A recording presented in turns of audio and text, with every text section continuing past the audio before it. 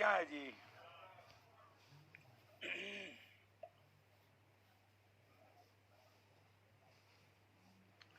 और लिख रहे हैं ना?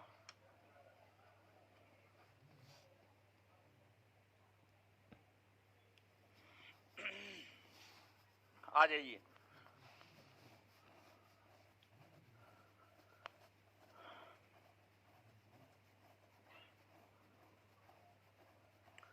तो जो है आपको पढ़ा रहे हैं क्रांतिकारी आंदोलन। क्रांतिकारी आंदोलन क्या? क्रांतिकारी आंदोलन पढ़ा रहे हैं। क्रांतिकारी आंदोलन के अंतर्गत जो है प्रथम चरण का क्रांतिकारी आंदोलन पढ़ा रहे थे। और जो प्रथम चरण का क्रांतिकारी आंदोलन था, प्रथम चरण का क्रांतिकारी आंदोलन था, प्रथम चरण का क्रांतिकारी आंदोलन भारत के साथ साथ विदेशी सरजमी पर भी हुआ था। प्रथम चरण के क्रांतिकारी आंदोलन के संदर्भ में महाराष्ट्र में हुए क्रांतिकारी आंदोलन, बंगाल में हुए क्रांतिकारी आंदोलन, फिर आपको दिल्ली षड्यंत्र केस, अलीपुर षड्यंत्र केस, ये सब, फिर नासिक षड्यंत्र केस, ये सब पिछले क्लास में बताए थे। कुछ याद और है कि खा पी करके बैठे? याद है? पूछे? एक आध गो प्रश्न पूछ रहे हैं, जवाब दीजिए। तो बताइएगा, बंगाल प्रेसिडेंसी के अवैध हथियार रखने वाले क्रांतिकारियों को पकड़कर जो अलीपुर अदालत में पेश किया गया, उस संदर्भ में जो केस चला है, उस केस को क्या कहा जाए? अलीपुर षड्यंत्र केस का सरकारी गवाह कौन बना था? नरेंद्र गोसाई बना था। ठीक है। और जो अलीपुर षड्यंत्र केस है, अलीपुर षड्यंत्र केस में अरविंद घोष की पैरवी किसने किया था? सीआर दास ने। इसके बाद आगे बताइएगा, भारतीय वायसराय हार्डिंग द्वितीय जब दिल्ली में प्रवेश कर रहा था तो उन पर बम फेंका गया। बम फेंकने की योजना कौन बनाया था? रास बिहारी। और दिल्ली षड्यंत्र केस के अंतर्गत कितने क्रांतिकारियों को फांसी की सजा? 4 नाम। कौन कौन? अवध बिहारी, बाल मुकुंद, बसंत विश्वास, मास्टर अमीरचंद। चलिए ठीक है। इसके बाद जो क्रांतिकारी आंदोलन है, भारत में क्रांतिकारी आंदोलन की शुरुआत किस राज्य से हुई है? महाराष्ट्र से हुई है। अभिनव भारत नामक क्रांतिकारी संगठन की स्थापना कब हुई है? 1904 में। किसने किया है? बीडी विनायक दामोदर सावरकर ने किया है। चलिए ठीक है, बहुत बढ़िया। अब जो है देखिए, मुजफ्फरपुर बम कांड याद है ना? प्रफुल्ल चाकी और खुदीराम बोस। प्रफुल्ल चाकी और खुदीराम बोस। चलिए ठीक है। अब देखिए, ध्यान दीजिएगा कि क्रांतिकारी आंदोलन का सबसे प्रमुख केंद्र बंगाल बना था। बंगाल क्रांतिकारी आंदोलन, प्रथम चरण के क्रांतिकारी आंदोलन, प्रथम चरण के क्रांतिकारी आंदोलन का सबसे प्रमुख केंद्र बंगाल बना था। और बंगाल में एक क्रांतिकारी संगठन की स्थापना हुई थी। बंगाल में जिस क्रांतिकारी संगठन की स्थापना हुई थी, उस संगठन का नाम था अनुशीलन समिति। अनुशीलन समिति। और अनुशीलन समिति नामक क्रांतिकारी संगठन को अनुशीलन समिति का नाम नरेन भट्टाचार्य ने दिया था। नरेन भट्टाचार्य, नरेन भट्टाचार्य ने अनुशीलन समिति को अनुशीलन समिति नाम दिया और जो अनुशीलन समिति था, इस संगठन का उद्देश्य युवाओं को संगठित करना, युवाओं को एकत्रित करना, युवाओं को बम बनाने की कला सिखाना, युवाओं को शस्त्र चलाना सिखाना, ये सब अनुशीलन समिति का काम था। और अनुशीलन समिति ने अपना लक्ष्य खून के बदले खून को बनाया। खून का बदला खून को अनुशीलन समिति के सदस्यों ने अपना लक्ष्य बनाया। अनुशीलन समिति की स्थापना कोलकाता में हुई। इसकी शाखाएं भारत के अलग अलग शहरों में खोली गई। पटना में, महाराष्ट्र में, पंजाब में, ढाका में, हर शहरों में अनुशीलन समिति की शाखाएं खोली गई। अनुशीलन समिति ने अपने सदस्यों को बम बनाने की कला सीखने के लिए विदेश भेजने का काम किया।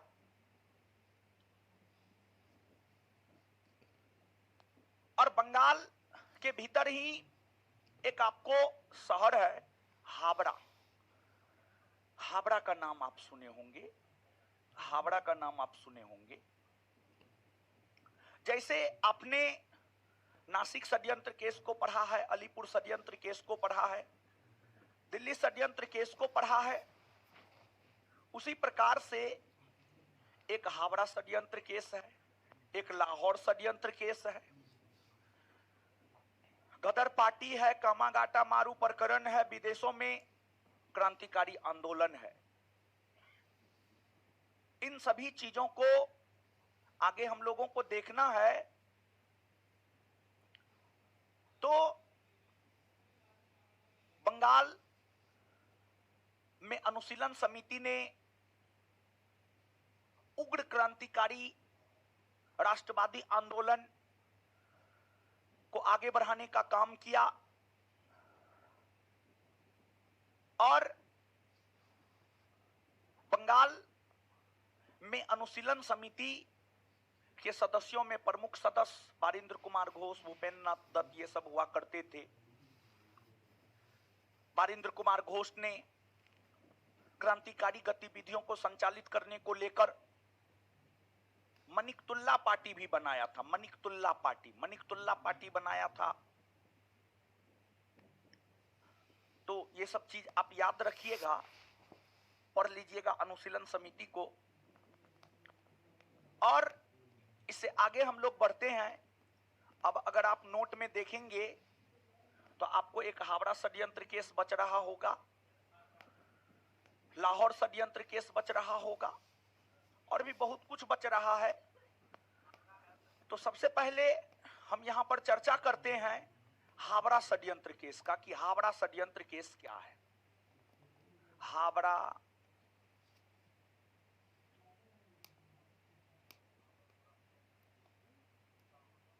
षड्यंत्र केस क्या है?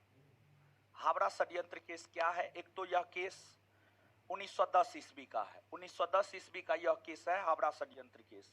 क्या है इसको समझिए। देखिए, एक क्रांतिकारी थे, उनका नाम था जतीन्द्र नाथ मुखर्जी। एक क्रांतिकारी थे, उनका नाम था जतीन्द्र नाथ मुखर्जी।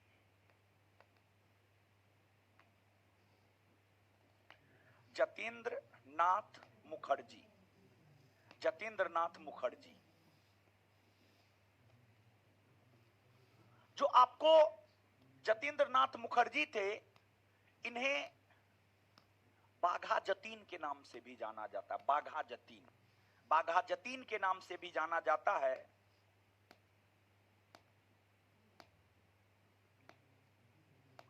बाघा जतीन या जतींद्र नाथ मुखर्जी के ऊपर एक आरोप लगाया गया कि उन्होंने हावड़ा के deputy police superintendent Shamsul Alam की हत्या किया है। बाघा जतीन या जतींद्र नाथ मुखर्जी के ऊपर यह आरोप लगाया गया कि इन्होंने हावड़ा के deputy police superintendent Shamsul Alam की हत्या किया है। और इसी संदर्भ में जतींद्र नाथ मुखर्जी के ऊपर जो केस चलाया गया है, उसी केस को हावड़ा षड्यंत्र केस कहा जाता है। उसी केस को हावड़ा षड्यंत्र केस कहा जाता है।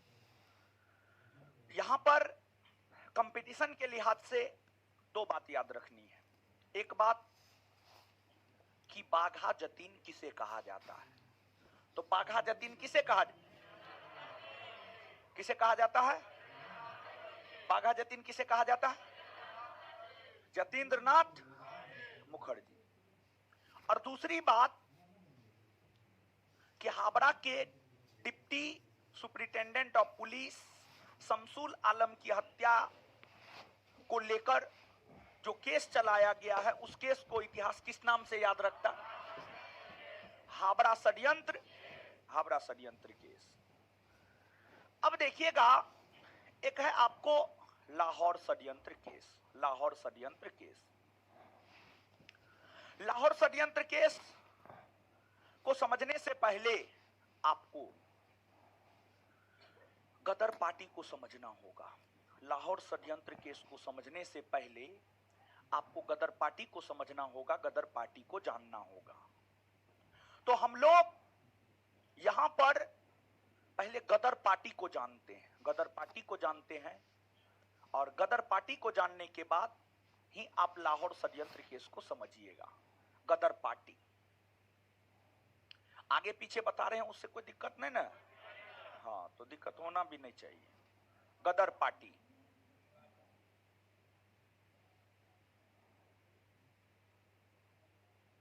गदर पार्टी, गदर पार्टी। देखिए, गदर पार्टी,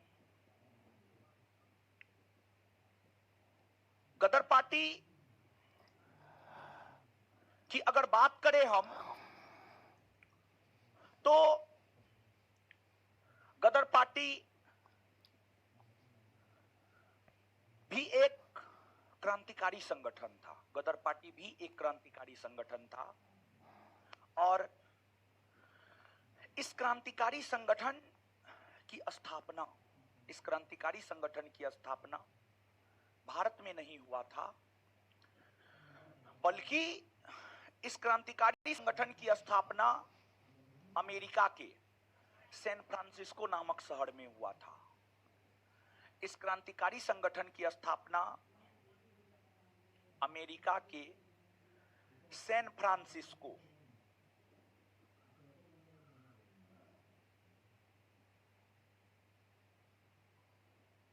अमेरिका के सैन फ्रांसिस्को में हुआ था। और इसकी स्थापना 1 नवंबर 1913 को हुआ था। इसकी स्थापना जो है आपको 1 नवंबर 1913 को हुआ था। 1913 को हुआ था। गदर पार्टी की स्थापना लाला हरदयाल ने किया था। लाला हरदयाल, लाला हरदयाल ने इसकी स्थापना की। अर्थात गदर पार्टी के जो संस्थापक थे उनका नाम था लाला हरदयाल। क्या नाम था? लाला हरदयाल, लाला हरदयाल, लाला हरदयाल, लाला हरदयाल।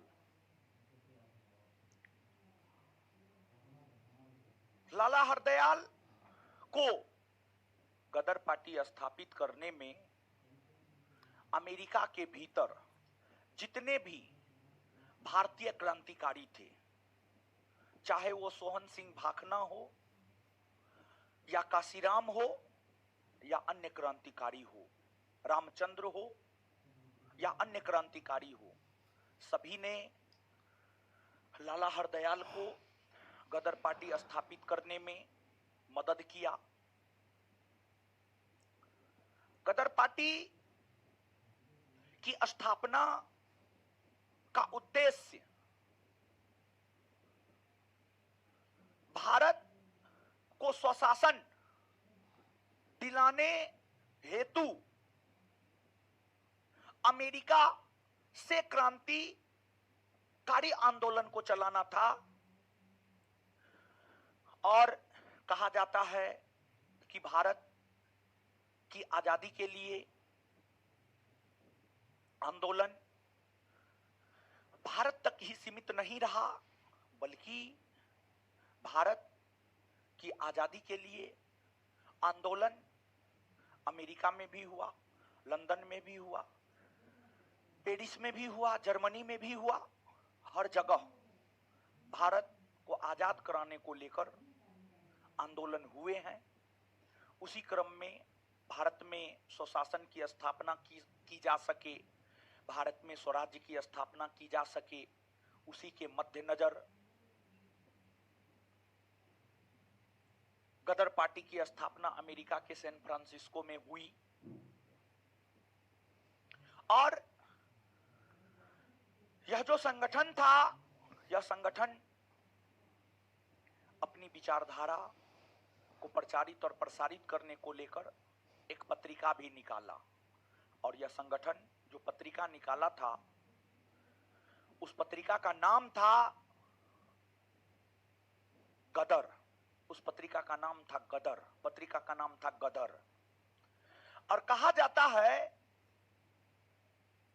कि जो गदर नामक पत्रिका है, गदर नामक पत्रिका है, यह पत्रिका 1857 के क्रांति के स्मरण में निकाला गया था। 1857 ईस्वी में जो क्रांति हुई थी, 1857 की क्रांति के स्मरण में ही गदर पत्रिका निकाला गया था।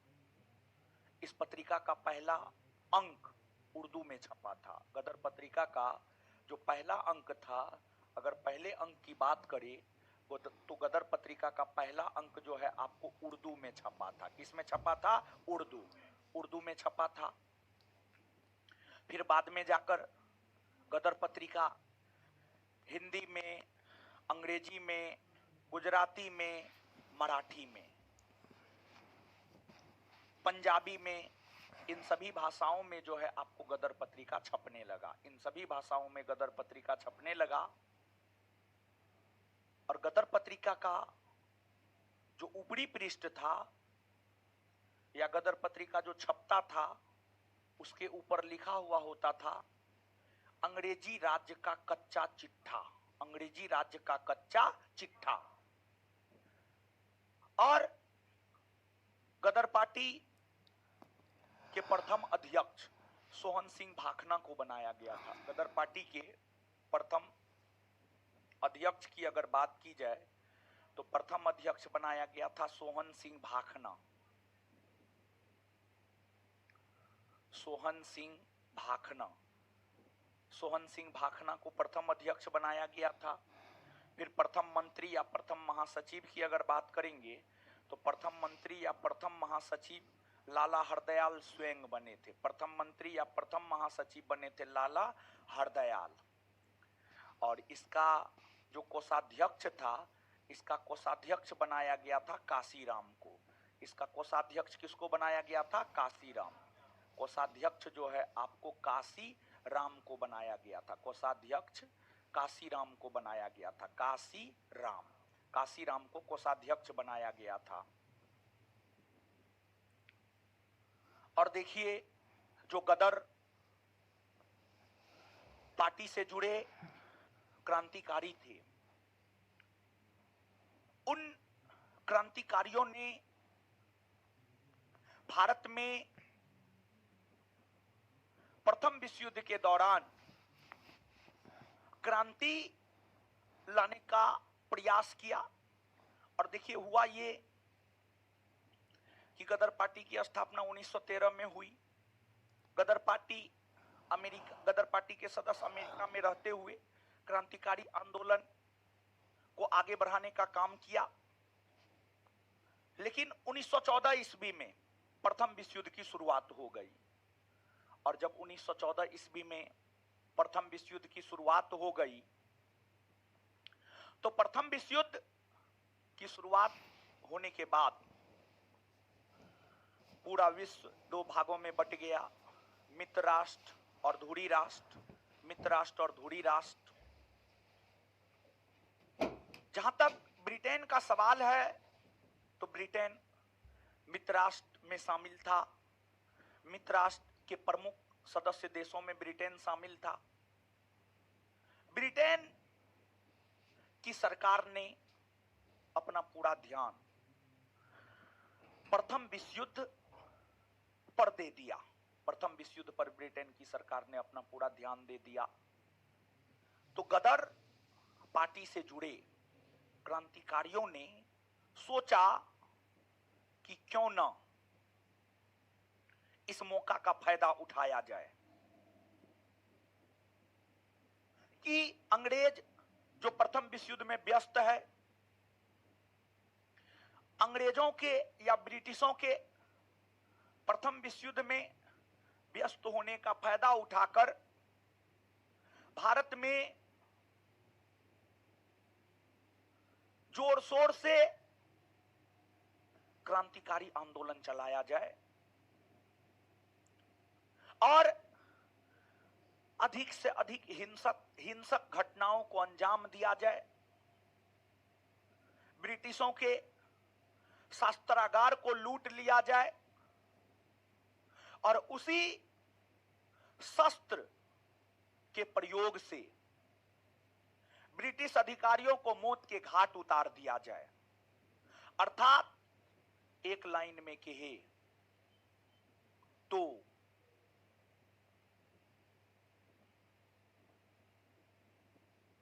भारत में प्रथम विश्व युद्ध के दौरान क्रांति लाने को लेकर गदर पार्टी के सदस्यों ने, गदर पार्टी के क्रांतिकारियों ने हर संभव प्रयास किया। लेकिन ब्रिटिश सरकार अपनी खुफिया एजेंसियों के माध्यम से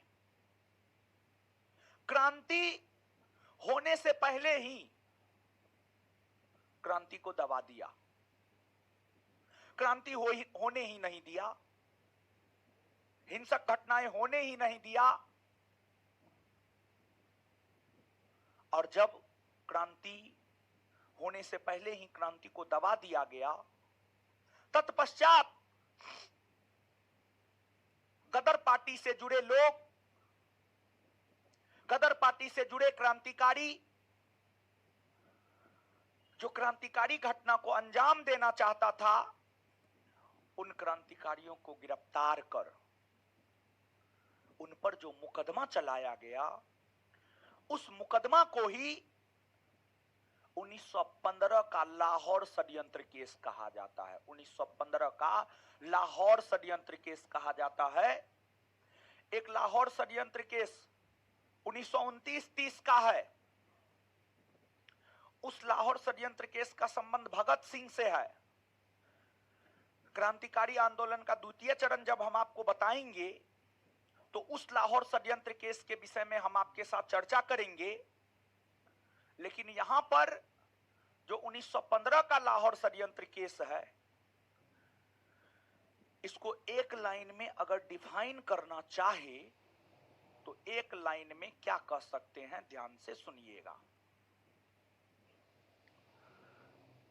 प्रथम विश्व युद्ध का फायदा उठाकर गदर पार्टी से जुड़े क्रांतिकारियों के द्वारा भारत में क्रांतिकारी आंदोलन को उग्र ढंग ढंग से चलाकर ब्रिटिश अधिकारियों की हत्या और ब्रिटिश अधिकारियों को डराकर भारत से ब्रिटिश शासन को उखाड़ फेंकने को लेकर गदर पार्टी के क्रांतिकारियों ने जो प्रयास किया, उस प्रयास को ब्रिटिशों ने क्रांति होने से पहले ही दबा दिया। इसी आलोक में गदर पार्टी के क्रांतिकारियों के ऊपर 1915 में जो केस चलाया गया है, उसी केस को इतिहास में लाहौर षड्यंत्र केस कहा जाता है। बात कुछ समझे? चलिए देखिए, ये पूरी बात को हम आपको एक एक लाइन में बोलते जाते हैं और याद करवाते जाते हैं। इतना बात समझ में आया है? आइएगा एक मिनट। ये तो हावड़ा षड्यंत्र केस याद हो गया है ना? चलिए, हावड़ा षड्यंत्र केस का संबंध किससे है जी? पाघा जतीन किसे कहा जाए? गदर पार्टी। गदर पार्टी की स्थापना भारत में हुई है। कहां हुई है? कहां हुई है? अमेरिका के। अच्छा, गदर पार्टी की स्थापना अमेरिका के सैन फ्रांसिस्को में कब हुई है? कब हुई है? अच्छा, गदर पार्टी के संस्थापक अध्यक्ष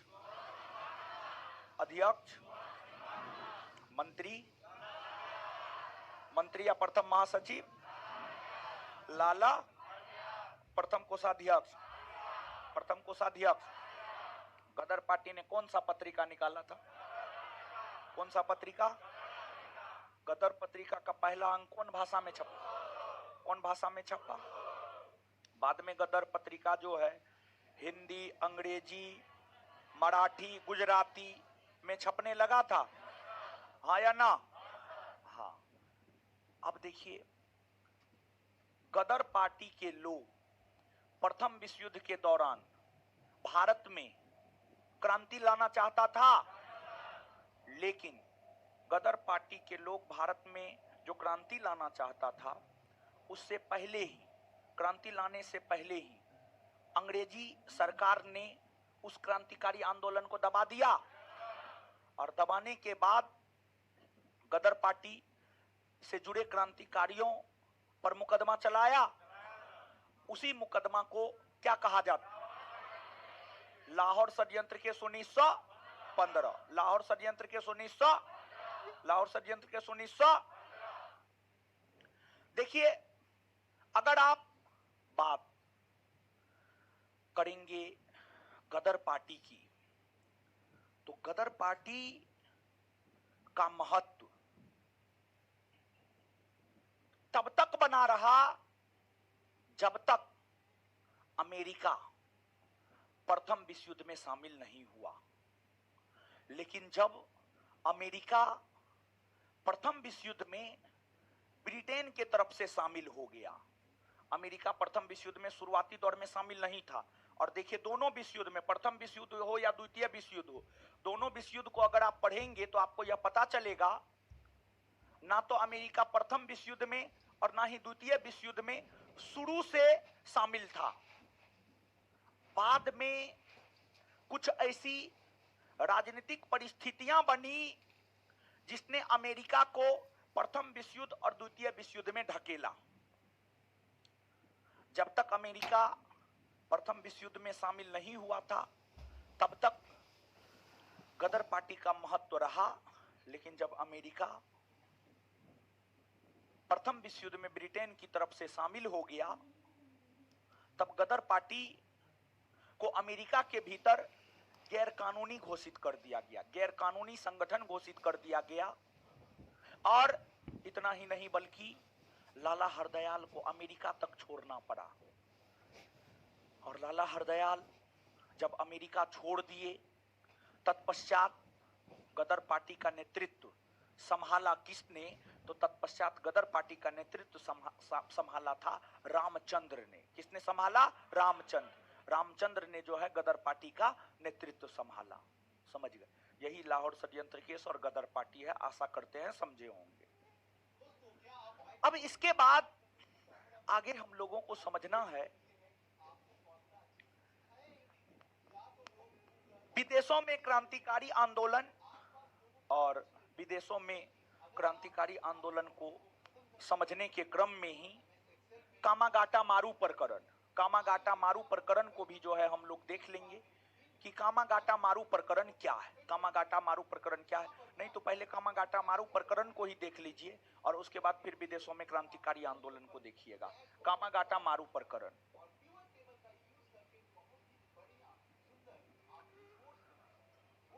कामागाटा मारू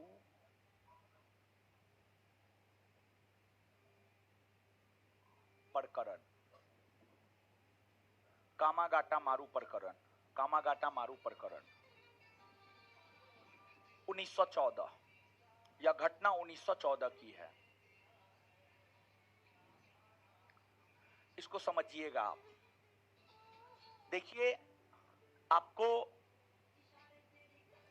मानचित्र पर आएंगे तो यहां पर अपना देश जो है भारत है, भारत है।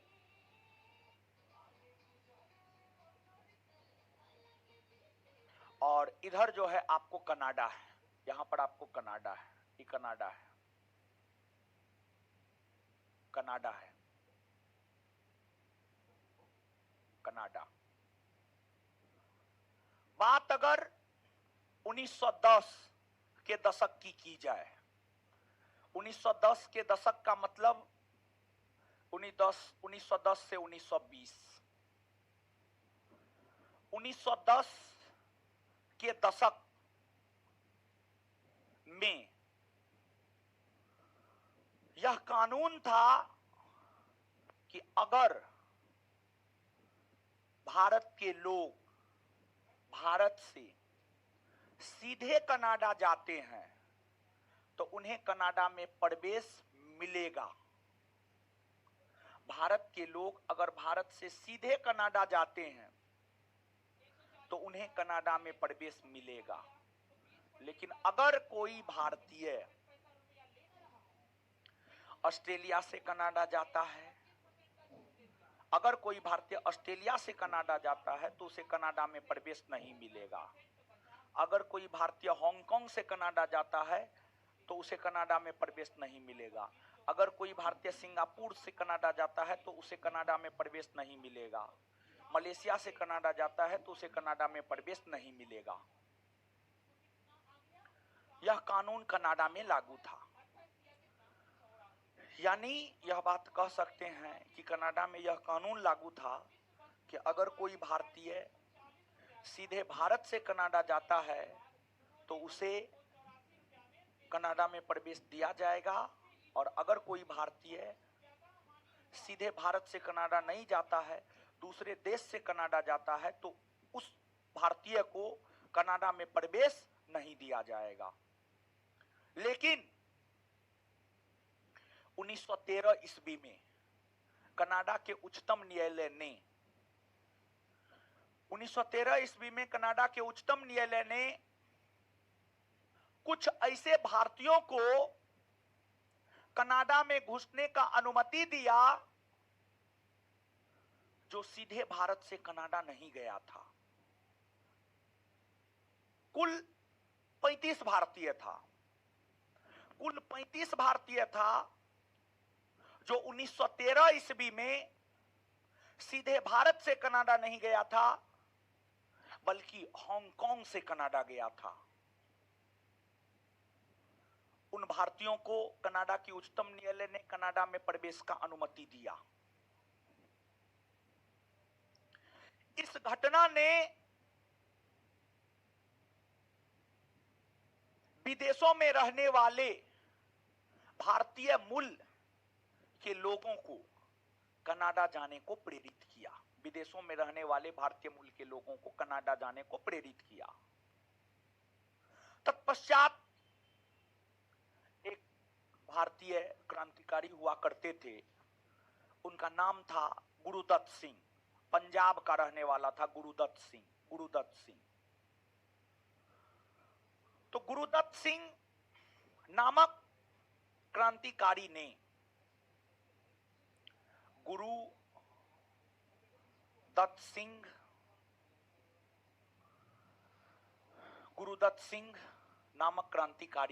गुरुदत्त सिंह नामक क्रांतिकारी ने एक जापानी जहाज किराया पर लिया।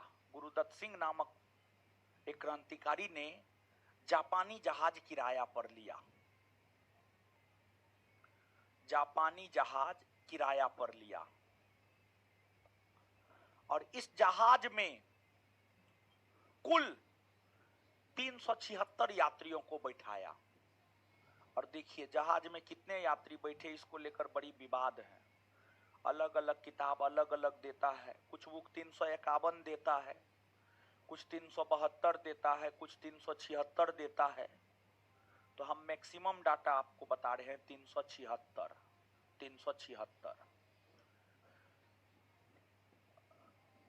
नोट में होगा 351 सिख, 21 गो मुस्लिम, 372 हो गया। और क्रू मेंबर सब भी होगा ना जी, उसको मिला करके 376, समझ गए?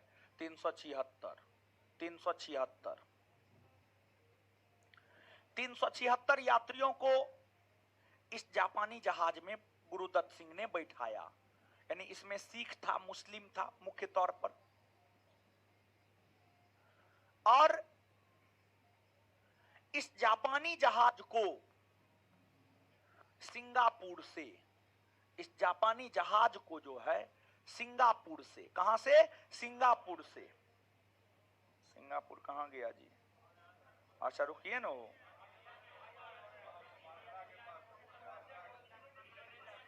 हाँ हाँ हाँ हाँ यहीं पर है।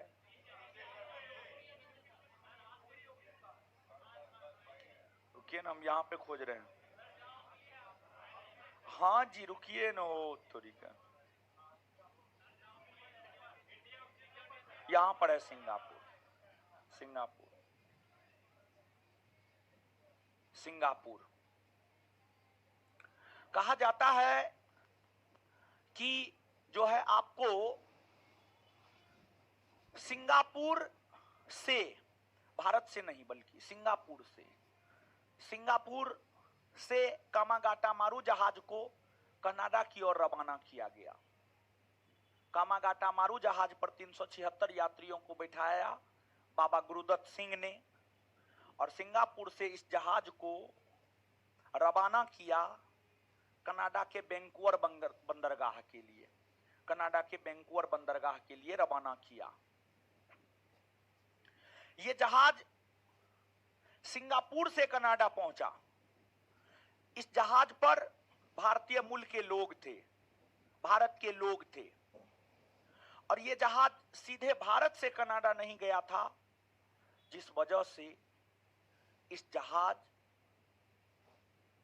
को वैंकूवर बंदरगाह पर, कनाडा के वैंकूवर बंदरगाह पर रुकने नहीं दिया गया, क्योंकि यह जहाज भारत से सीधे कनाडा नहीं गया था बल्कि सिंगापुर से कनाडा गया था, जिस वजह से इस जहाज को वैंकूवर बंदरगाह पर नहीं रुकने दिया गया। और इस जहाज पर बैठे यात्रियों को कनाडा में जब रुकने की अनुमति नहीं दी गई, तो फिर यह जहाज कनाडा से भारत की ओर प्रस्थान किया। कनाडा से भारत की ओर प्रस्थान किया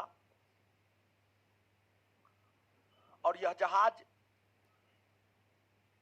जब कनाडा से भारत की ओर आ रहा था, तो जहाज पर भाषण भी कुछ क्रांतिकारियों ने दिया था।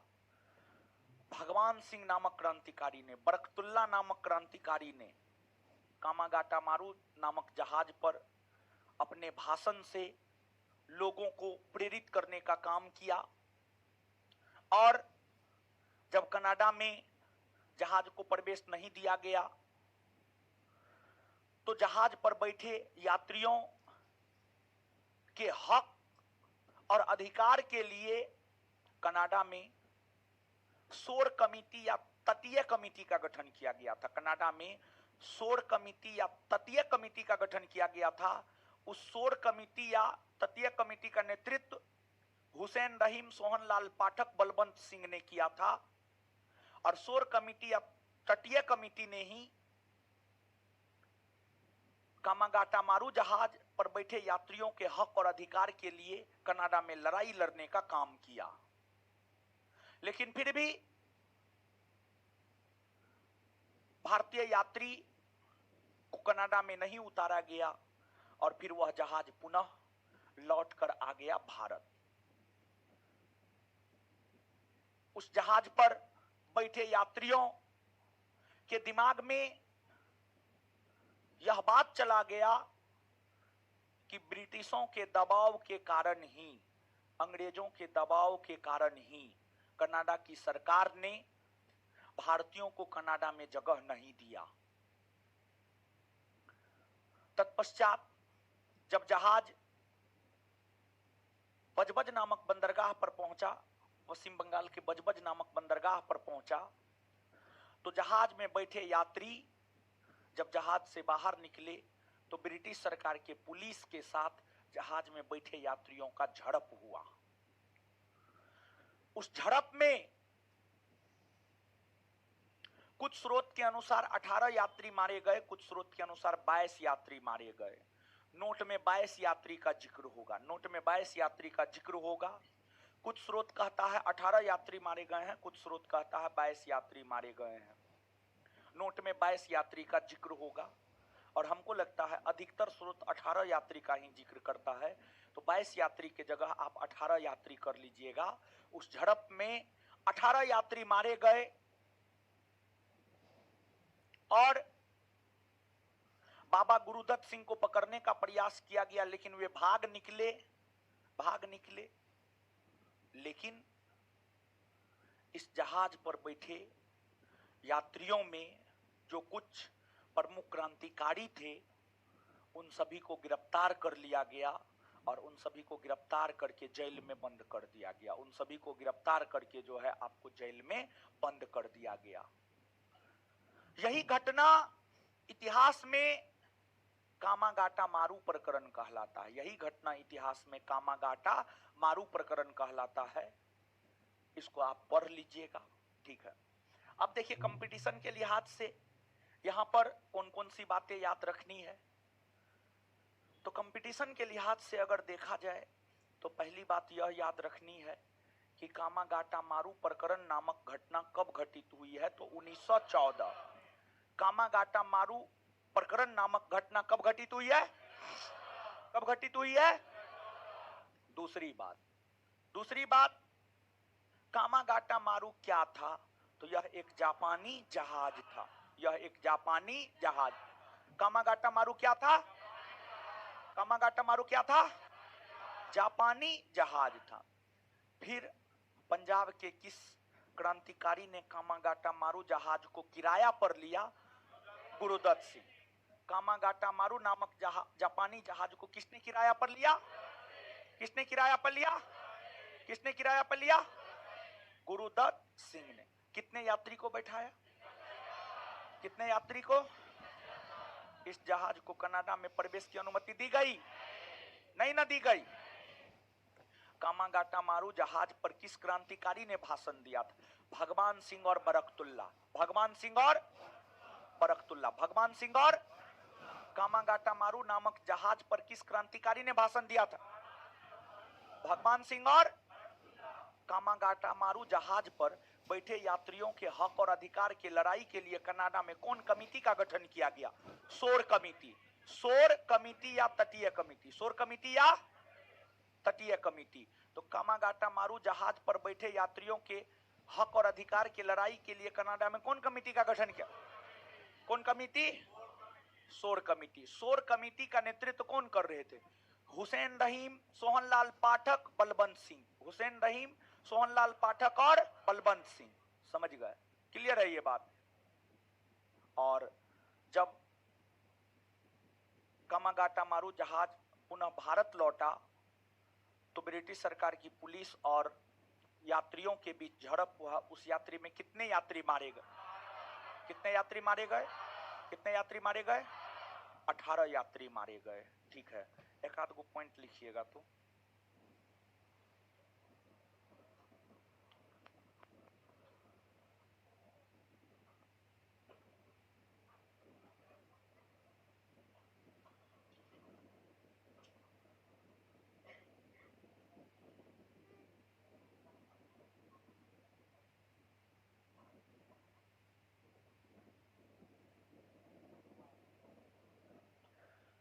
लिखिएगा,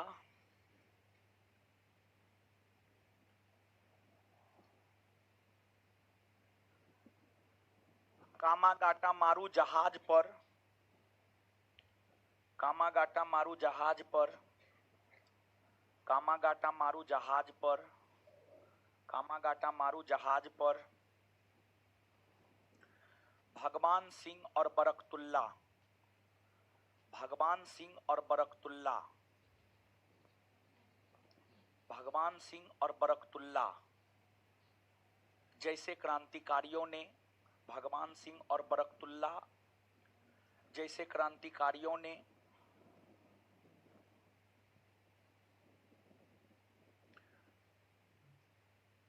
अपना भाषण दिया,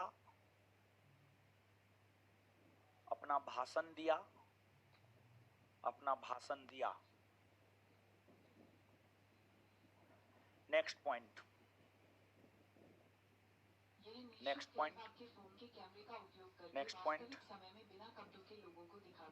कामागाटा मारू,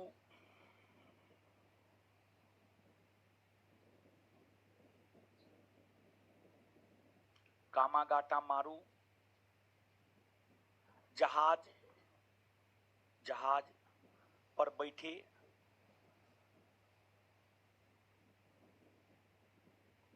यात्रियों के, यात्रियों के हक और अधिकार के लिए, यात्रियों के हक और अधिकार के लिए शोर कमिटी या तटीय कमिटी, शोर कमिटी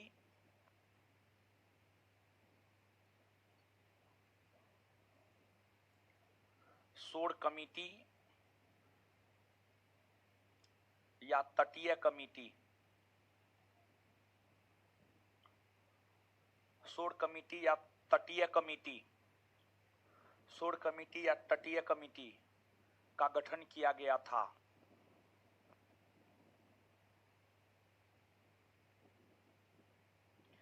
इसके नेतृत्वकर्ता, इसके नेतृत्वकर्ता हुसैन रहीम,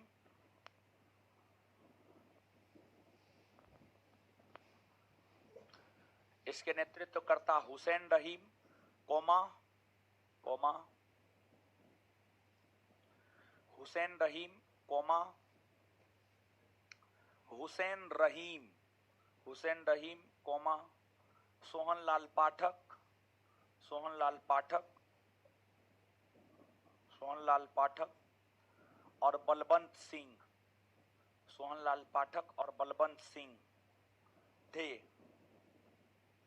सोहनलाल पाठक और बलवंत सिंह थे, सोहनलाल पाठक और बलवंत सिंह थे, सोहनलाल पाठक और बलवंत सिंह थे। ठीक है, चलिए, तो कामागाटा मारू प्रकरण भी हो गया, समझ गए। अब आगे हम लोगों को समझना है विदेशों में क्रांतिकारी आंदोलन। अब हमको लगता है प्रथम चरण का क्रांतिकारी आंदोलन भारत में खत्म हो गया होगा क्या? पंजाब में क्रांतिकारी आंदोलन का कोई महत्व नहीं है। पंजाब में क्रांतिकारी आंदोलन जो है अजीत सिंह, लाला लाजपत राय सबके नेतृत्व में हुआ था, उसका कोई महत्व नहीं है। ठीक है, उसको तो हम कहते हैं काट लीजिए आप, उसका कोई महत्व न है, कोई महत्व न है। दे दिए हैं वो अलग बात है, लेकिन उसका कोई महत्व नहीं है, तनिक भी, एक जरा सा भी उसका कोई महत्व नहीं है। ठीक है, पंजाब में क्रांतिकारी आंदोलन का। ठीक है, चलिए आगे आते हैं विदेशों में क्रांतिकारी आंदोलन।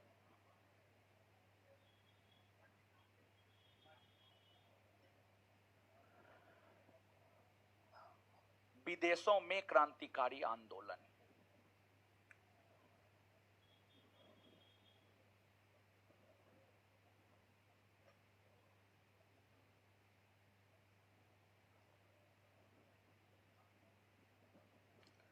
क्रांतिकारी आंदोलन।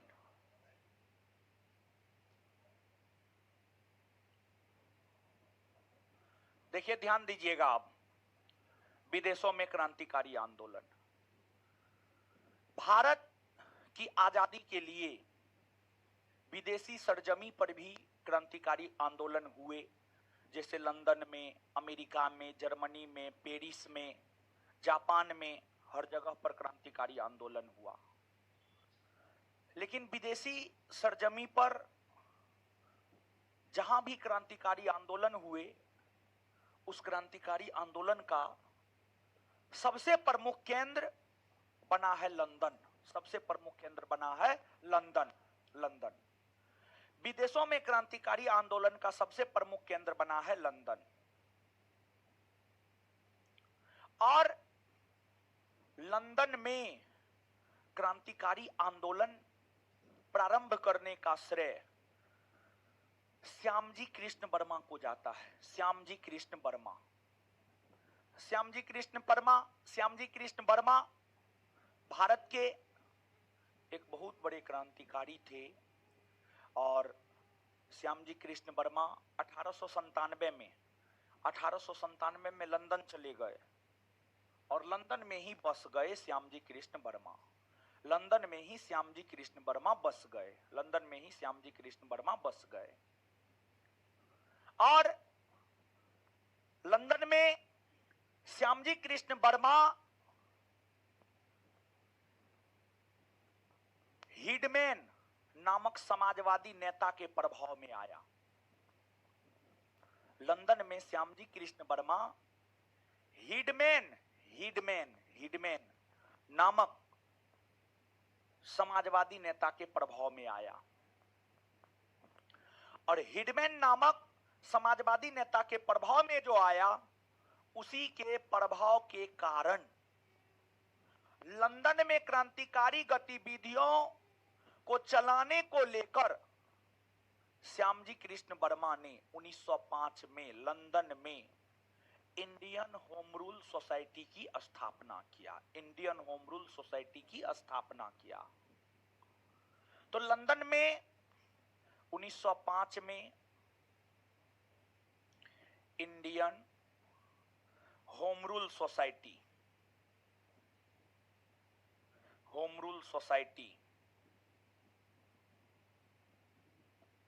की स्थापना श्यामजी कृष्ण वर्मा ने किया। श्यामजी कृष्ण वर्मा ने किया। और ब्रिटेन के समाजवादी नेता हिडमैन के प्रभाव में आकर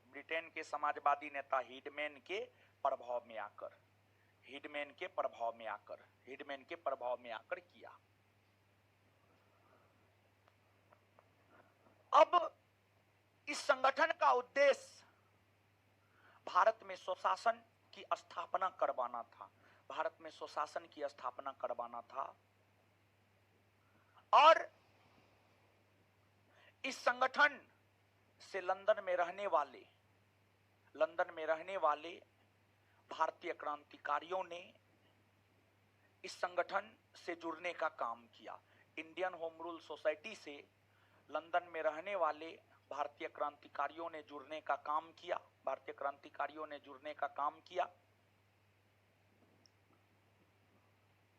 और व्यापक स्तर पर यह संगठन लोकप्रिय हुआ। भारत से भी लोग लंदन जाने लगे इस संगठन से जुड़ने को लेकर। तत्पश्चात श्यामजी कृष्ण वर्मा को लगा कि भारतीय क्रांतिकारियों को रहने हेतु इंडिया हाउस का गठन किया जाए, जहां पर लंदन में रहने वाले भारतीय क्रांतिकारी एकजुट होकर क्रांतिकारी आंदोलन को सुसंगठित ढंग से चलाएगा। इसी के मद्देनजर श्यामजी कृष्ण वर्मा ने ही 1905 ईस्वी में इंडिया हाउस नामक एक संगठन की स्थापना किया। श्यामजी कृष्ण वर्मा ने 1905 ईस्वी में लंदन में ही इंडिया हाउस नामक एक संगठन की स्थापना किया। इंडिया हाउस नामक एक संगठन की स्थापना किया।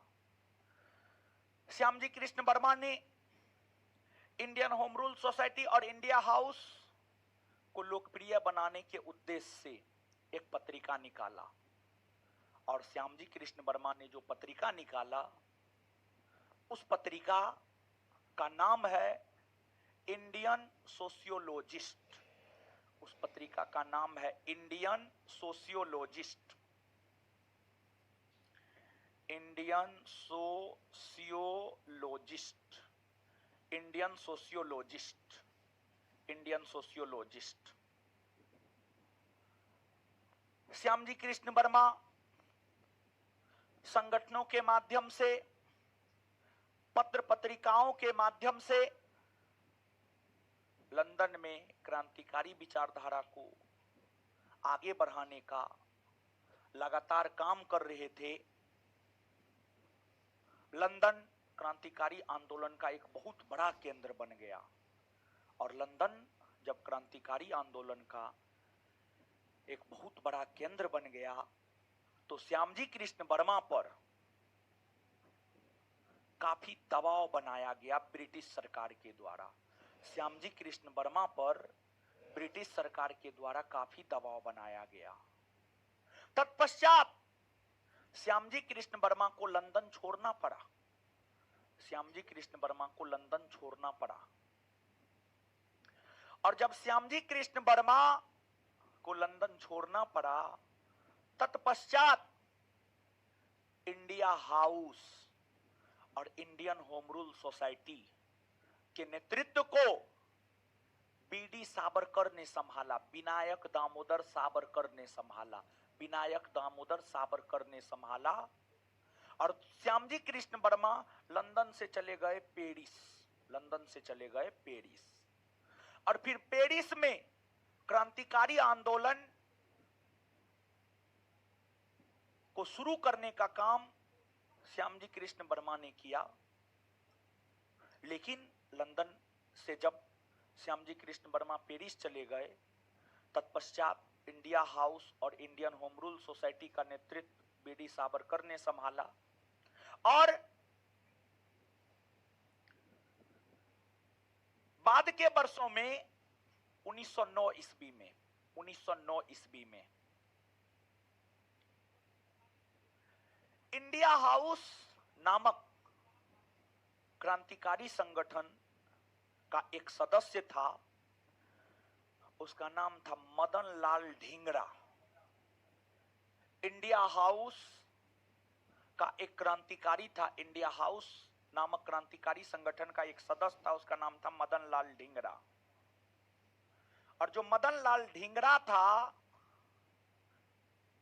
मदन लाल ढींगरा ने 1909 ईस्वी में लंदन में विलियम कर्जन वाइली की गोली मारकर हत्या कर दी। इंडिया हाउस नामक क्रांतिकारी संगठन से जुड़े सदस्य मदन लाल ढींगरा ने 1909 ईस्वी में अंग्रेज अधिकारी William Curzon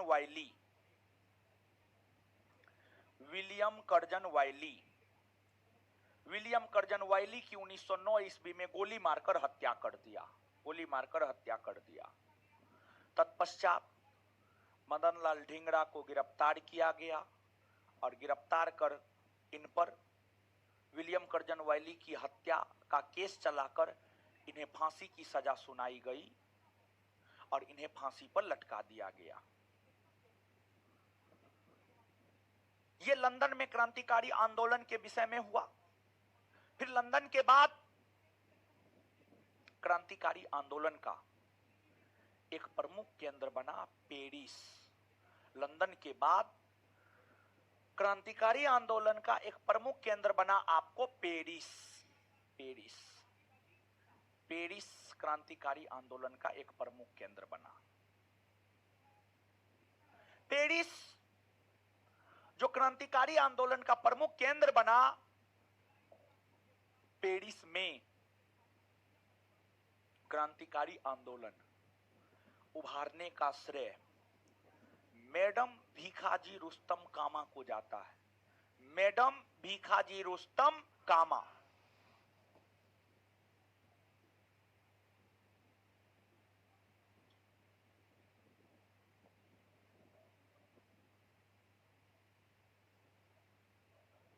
madam Bhikaji Rustam कामा को पेरिस में क्रांतिकारी आंदोलन उभारने का श्रेय जाता है। और जो मैडम भीखाजी रुस्तम कामा है, इन्हें भारतीय क्रांति की माता कहा जाता है। भारतीय क्रांति की माता या भारतीय क्रांति की जननी कहा जाता है। तो मैडम भीखाजी रुस्तम कामा को भारतीय क्रांति की माता या जननी कहा जाता है। और इनके विषय में यह कहा जाता है कि ये पारसी समाज से बिलोंग करती थी। श्यामजी कृष्ण वर्मा के सहयोगी के तौर पर काम की थी। श्यामजी कृष्ण वर्मा के सहयोगी के तौर पर काम की थी ये। और इन्हें ही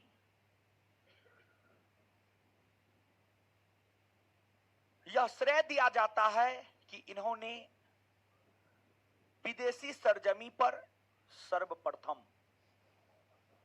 भारत का राष्ट्रीय ध्वज तिरंगा फहराने का काम की थी। भारत का राष्ट्रीय ध्वज तिरंगा फहराने का काम की थी। 1907 ईस्वी में जर्मनी के स्टुटगार्ट में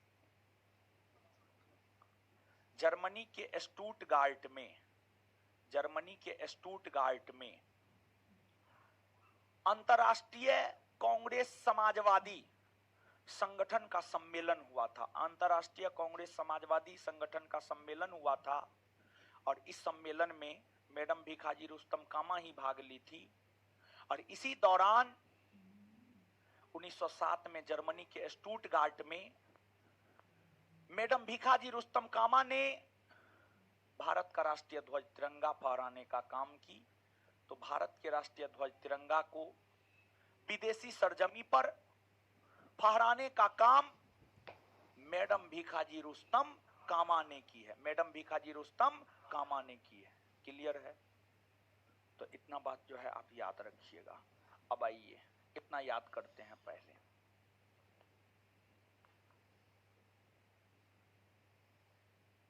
चलिए, विदेशों में क्रांतिकारी आंदोलन का प्रमुख केंद्र कौन बना? विदेशों में क्रांतिकारी आंदोलन का प्रमुख केंद्र कौन बना? लंदन में इंडियन होम रूल सोसाइटी की स्थापना कब हुई है? लंदन में 1905 में इंडियन होम रूल सोसाइटी की स्थापना कब हुई है? कब हुई है? 1905। अच्छा, 1905 में इंडियन होम रूल सोसाइटी की स्थापना लंदन में किसने किया? लंदन में 1905 में इंडियन होम रूल सोसाइटी की स्थापना किसने किया? किसके प्रभाव में आकर? इंडिया हाउस के संस्थापक श्यामजी कृष्ण। इंडिया हाउस के संस्थापक इंडिया हाउस की स्थापना कब हुई है? इंडिया हाउस की स्थापना कब हुई है? इंडिया हाउस की स्थापना 1905 में किसने किया? इंडिया हाउस की स्थापना 1905 में किसने किया? श्यामजी कृष्ण। और श्यामजी कृष्ण वर्मा ने लंदन में क्रांतिकारी गतिविधियों को प्रचारित और प्रसारित करने के उद्देश्य से कौन सा पत्रिका निकाला? कौन सा पत्रिका? इंडियन सोशियोलॉजिस्ट किसकी पत्रिका है? श्यामजी कृष्ण वर्मा। और बाद में श्यामजी कृष्ण वर्मा को लंदन छोड़ना पड़ा था, हाँ या ना? चलिए, मदन लाल ढींगरा कौन क्रांतिकारी संगठन से जुड़ा था? आए, मदन लाल ढींगरा किस क्रांतिकारी संगठन से जुड़ा था? ब्रिटिश अधिकारी, किस ब्रिटिश अधिकारी की हत्या, किस ब्रिटिश अधिकारी की हत्या मदन लाल ढींगरा ने किया? किसकी हत्या? William Curzon. William Curzon valley की हत्या किसने किया? मदन लाल ढींगरा किस क्रांतिकारी संगठन से जुड़ा हुआ था? किससे जुड़ा हुआ था? इंडिया हाउस से जुड़ा हुआ था। पेरिस में क्रांतिकारी आंदोलन उभारने का श्रेय किसे जाता है? पेरिस में क्रांतिकारी आंदोलन उभारने का श्रेय किसे जाता है? पेरिस में क्रांतिकारी आंदोलन उभारने का श्रेय भारतीय क्रांति की माता या जननी? भारतीय क्रांति की माता या जननी मैडम भिखाजी। विदेशी सरजमी पर भारत का राष्ट्रीय ध्वज तिरंगा सर्वप्रथम किसने फहराई थी? मैडम भिखाजी रुस्तम कामा, समझ गए। और कहां फहराई थी? कहां फहराई थी? कहां फहराई थी? कब फहराई? कब फहराई? कब फहराई? 1907 में। बात समझ में आया? चलिए ठीक है, आगे एक बार नोट दीजिए तो। अमेरिका गदर पार्टी तो हो ही गया। जर्मनी, फिर द्वितीय चरण,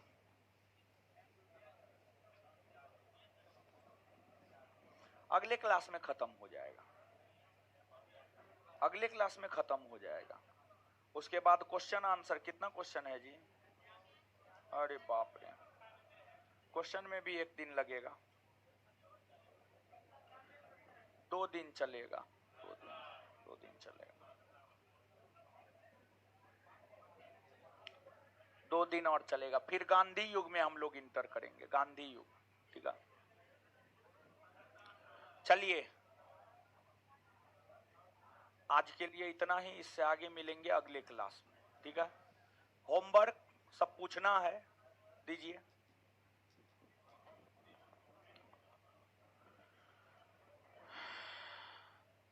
इसमें क्या दिए थे?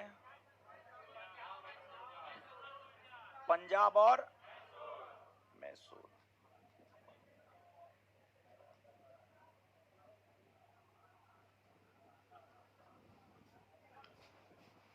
गवर्नर जनरल वायसराय में कितना क्वेश्चन है देखिए, 118।